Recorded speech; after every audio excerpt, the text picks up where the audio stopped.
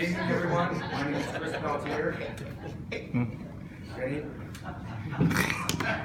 I live at 9586 Junco Road North. I am here tonight to testify in front of the Planning Commission, which I thank you. I also want to thank all my neighbors for showing up tonight. Awesome.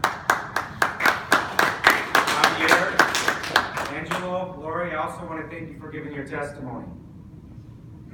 Tonight I want to begin with a short story which I believe is relevant to the matter at hand this evening. See, I grew up in this neighborhood where we had a street corner grocery store, Bob's Beeline. Everybody knew Bob. Everyone loved Bob. I remember as a kid, my mom would send me up there on my little big wheel. Give me a gallon of milk. Give me a carton of eggs. Hell, my dad would send me up there to get cigarettes. How many 7-year-olds do you know can go up to the store and buy cigarettes? Well, in our town, I could. Because I knew Bob, but more importantly, Bob knew me. Bob knew my mom and dad, and Bob knew everyone in our town. Well, years pass, I grow up, I move away. Eventually, my mom and dad moved away as well.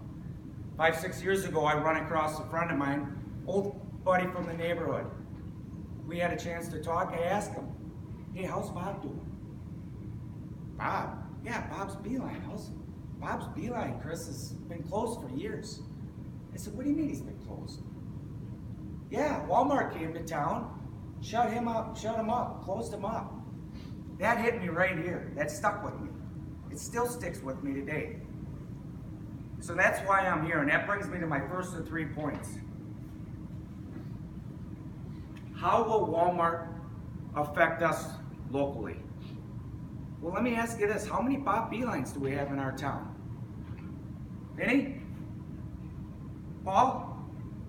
How many? How about Hager's Meat and Deli? Come on. How many times have we been to Old Man Hager's?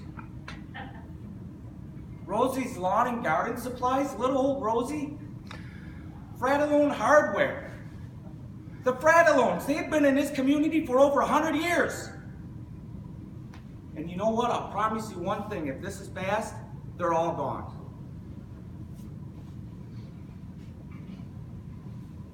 I also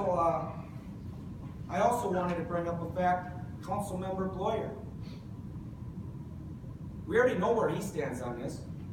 If this is passed, he's already promised Walmart that he's going to give them an exemption on property taxes for 10 years. We'll pick up the tab. I got another one. Subsidizing low wages. Walmart low road labor policies give the corporation access to a less than obvious taxpayer subsidy, government benefits to its employees. Walmart wages are at close to poverty levels, which allows these employees eligible for public assistance.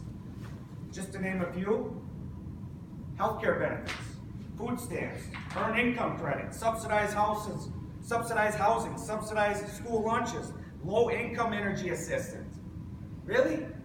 The largest and richest corporation in the world?